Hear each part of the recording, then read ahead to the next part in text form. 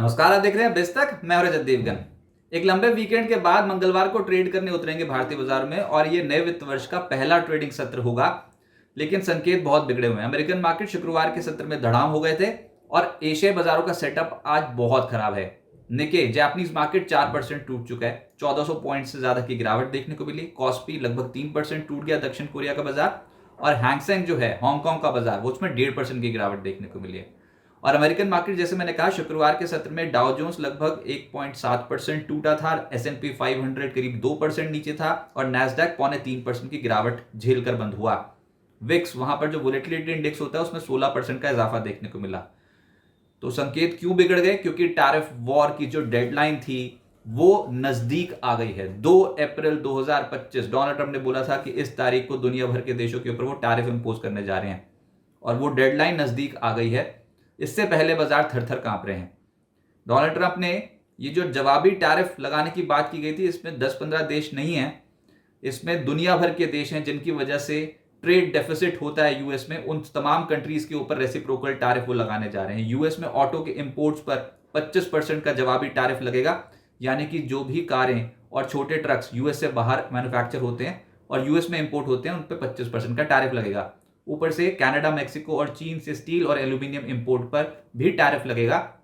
लेकिन ये लिस्ट यहां पर नहीं है, इसमें भारत भी शामिल हो जाएगा क्योंकि इसमें दुनिया भर के देश आ रहे हैं जिनकी वजह से यूएस इकोनॉमी में 1.2 लाख करोड़ डॉलर का ट्रेड डेफिसिट होता है। उन तमाम देशों के ऊपर टैरिफ लगने जा रहा है और इसी के चलते इस दिन को 2 अप्रैल 2025 को डोनाल्ड ट्रंप ने नाम दिया है लिबरेशन डे, यानी कि मुक्ति दिवस। किस चीज से मुक्ति? ये जो 1.2 लाख करोड़ यूएस डॉलर का ट्रेड डेफिसिट है, इससे मुक्ति चाहते हैं डोनाल्ड ट्रंप और उसके चलते वो दुनिया भर के देशों के ऊपर टैरिफ इंपोज कर रहे हैं। लेकिन ये लेने के देने ना पड़ जाए अमेरिका को, क्योंकि जो ग्लोबल रिसर्च हाउसेज हैं वो बोल रहे हैं कि असर तो पड़ेगा, ग्रोथ पर असर पड़ेगा, रोजगार के आंकड़ों पर असर पड़ेगा, इन्फ्लेशन पर असर पड़ेगा, अमेरिका के इन तमाम आंकड़ों पर असर पड़ेगा। जैसे कि गोल्डमैन सैक्स की चेतावनी है, उन्होंने बोला है कि ट्रंप की पॉलिसी ग्रोथ पर असर डालेगी, जिसमें महंगाई और बेरोजगारी दर बढ़ेगी, अमेरिका में मंदी का खतरा बढ़ेगा। जी हां, गोल्डमैन सैक्स का कहना है कि अगले एक साल में अमेरिका में मंदी आने की संभावना 20% से बढ़कर 35% हो गई है। यूएस में 2025 में कोर महंगाई का अनुमान जो है वो गोल्डमैन सैक्स ने 3% से बढ़ाकर 3.5% कर दिया है। वो बोल रहे हैं क्वार्टर फोर 2025 यानी कि इस साल के अंत तक यूएस जीडीपी ग्रोथ का अनुमान उन्होंने 50 बेसिस पॉइंट्स घटाकर 1% कर दिया है और यूएस में बेरोजगारी दर का अनुमान 30 बेसिस पॉइंट बढ़ाकर 4.5% कर दिया है। देखते हैं ये जो रेसिप्रोकल टैरिफ्स हैं उनका क्या कुछ आने वाले समय के लिए इंपैक्ट आता है। और अभी तो ये पता चले ना कि 2 अप्रैल की जो तारीख है उस पर किस कंट्री पे कितना टैरिफ लाद दिया अमेरिका ने, और फिर जो बाकी कंट्रीज हैं वो रिटेलिएट कितना करती हैं। चीन ने तो पहले धमकी दे दिया आप हम पे लगाओगे तो देखना फिर हम आपका क्या हाल करेंगे। तो अभी तो दूसरी कंट्रीज की ओर से भी अनाउंसमेंट्स आनी बाकी हैं। भारत में क्या होगा, हमको तो अपने से मतलब है कि भारत के बाजारों का क्या होगा। तो उसमें हमने बुल्स वर्सेस बियर्स की कुछ कंडीशंस बनाई हैं।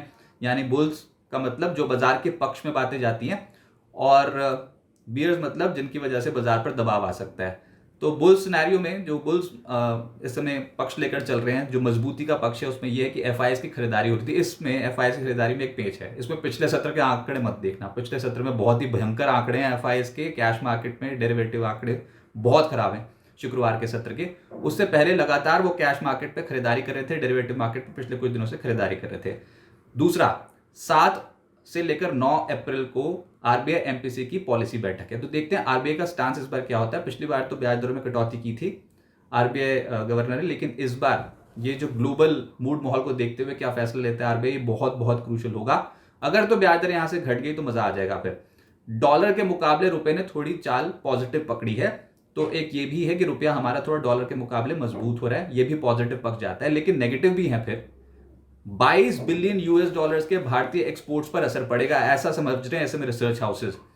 तो ये बहुत बड़ा खतरा है। ये जो यूएस में टैरिफ लगाने की जो बात हो रही है, यूएस अलग अलग देशों को लगाएगा तो इंडिया में भी लगेंगे। तो 22 बिलियन यूएस डॉलर्स के भारतीय एक्सपोर्ट्स पर असर पड़ेगा। अब दूसरा मुद्दा ये कि हम बार बार ये मान रहे हैं कि सरकार के पास अब मौका है कैपेक्स बढ़ाने का।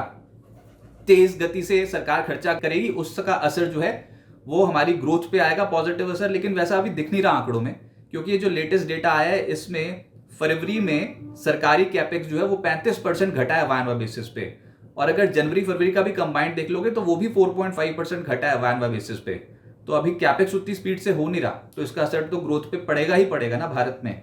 फिर Q4 नतीजे आने वाले, कुछ खास उम्मीद है ही नहीं इस बार भी, तो 2 तिमाहियां तो हमारी वैसे ही चलेगी, खराब नतीजे थे। इस बार ये जो एक और तिमाही आने वाली है, इस पर देखते हैं कि अब कंपनियां नतीजे कैसे पेश करती हैं, और ये अप्रैल में नतीजे आने शुरू हो जाएंगे, तो उस पर भी फिर अलग अलग ब्रोकिंग हाउसेस की राय आएगी।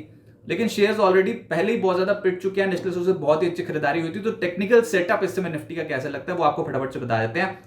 5 महीने बाद भारतीय बाजारों ने वापसी की, लगातार टूटते चले जा रहे थे, हड़कंप मचा हुआ था मार्केट्स में, लेकिन मार्च महीना ऐसे गया जब निफ्टी पे लगभग 6.25% का रिटर्न आ गया, निचले स्तर से बहुत ही तगड़ा पुल बैक। शुक्रवार को 28 मार्च को, ये जो इस पिछला फिस्कल का लास्ट ट्रेडिंग सत्र था, इसमें लगभग 72 अंक गिरकर निफ्टी की क्लोजिंग आई 23,519 की। लेकिन आप ये देखिए कि एफआईज ने ये जो इस बार बहुत ही अच्छा स्ट्रेच में खरीदारी करी थी, उसमें 6 सत्र लगातार कैश मार्केट में खरीदा था, 7वें सत्र में बेच दिया, और 9 सत्र लगातार डेरिवेटिव मार्केट पे जो नेट पोजीशंस होती हैं, इंडेक्स फ्यूचर्स और स्टॉक फ्यूचर्स मिलाकर, उसमें 9 ट्रेडिंग सत्र लगातार खरीदारी करते चले गए थे, लेकिन 10वें में बेच दिया। तो शुक्रवार के सत्र में एफआईएस के आंकड़े ठीक नहीं आए। शुक्रवार को एफआईएस ने कैश मार्केट में 4,352 करोड़ रुपए के शेयर बेचे। शुक्रवार को एफआईएस ने 3,116 करोड़ रुपए के इंडेक्स फ्यूचर्स बेचे, और शुक्रवार को एफआईएस ने 2,337 करोड़ रुपए के स्टॉक फ्यूचर्स बेचे। तो मुनाफा वसूली कर गए हैं ऊपरी स्तर पर एक बार। और थोड़ा कंसर्न भी था कि 3 दिन की छुट्टी आ रही थी, तो उसका पता ही नहीं था कि डोनाल्ड ट्रंप क्या बोल देंगे किस देश के ऊपर, तो संभवतः ऊपरी स्तरों पर थोड़ी प्रॉफिट बुकिंग कर गए होंगे, लेकिन बहुत ही अच्छी खरीदारी के बाद ये किया। और इसका असर ये हुआ कि इंडियन मार्केट्स ने दौड़ लगा दी थी पिछले कुछ मार्च के लेटर हाफ से देखोगे, इनफैक्ट 4 मार्च के बाद से आप देखोगे ना, तब से इंडियन मार्केट्स पे जो तेजी बनी है, कमाल ही कर दिया था मार्केट ने, लेकिन हायर एंड पे जाके थोड़ा पेज फंस गया है। अब अगला हफ्ता बाजार के लिए मेक और ब्रेक ही होगा। देखिए इंपॉर्टेंट क्या, हम यही तो कह रहे हैं, ग्लोबल सेटअप बहुत बिगड़ा हुआ है, लेकिन हमारे मार्केट अभी सरेंडर करने को तैयार नहीं है। तो देखते कल का सत्र कैसा बीतता है। पहले तो आप ये समझिए कि बाजार इस समय जो तेजी में, तो उसमें 200 दिनों की औसत को रिकॉन्कर कर गया है। 200 दिनों की औसत है 23,406, तो एक तो ये 23,400 का लेवल ही बहुत इंपॉर्टेंट हुआ। फिर 20 हफ्ते की जो औसत है वो है 23,374, तो ये यहां इंपॉर्टेंट लेवल है ये। जब इसके नीचे चले जाओगे, अगर 23,400 के लेवल के नीचे चले गए, तो वैसे ही आप वीकली बेसिस पे नेगेटिव जा रहे हो, वीकली लो के लेवल के नीचे जाने की कोशिश कर रहे हो, तो आप 23,400 23,374 के नीचे तो खराब ही हो जाओगे वैसे भी।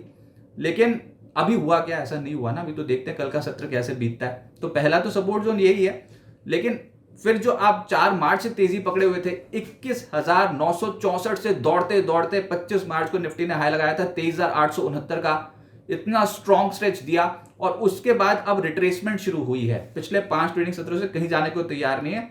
तो ये जो रिट्रेसमेंट हुई है, इसमें 4 मार्च से 25 मार्च की तेजी का 38% रिट्रेसमेंट लेवल जो निकलता है, वो निकलता है 23,141।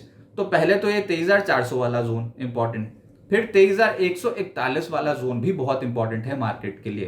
तो ऐसा लग रहा है कि बाजार यहां पर संभलने की कोशिश करेगा। अगर ये ग्लोबल सेटअप कल तक थोड़ा सुधर जाता है, तो फिर भी हम कहेंगे कि हाँ, अभी भी इंस्टीट्यूशंस की खरीदारी बढ़ सकती है। लेकिन अगर मामला बहुत ही बिगड़ गया, तो पहले तो 23,400 का लेवल खतरे में आएगा, और फिर जो इंपॉर्टेंट लेवल है वो है 23,140 के आसपास का।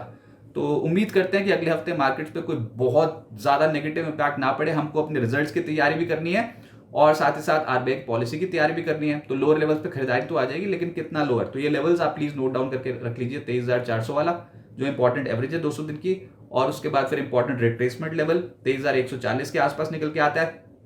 और यूएस मार्केट्स के मूड माहौल को देखना होगा। एक दिन तो टूट गया, खैर इस मार्च महीने में वैसे भी यूएस मार्केट्स ने कोई बहुत बढ़िया प्रदर्शन किया नहीं है, इंडियन मार्केट्स ने बहुत बढ़िया प्रदर्शन किया था।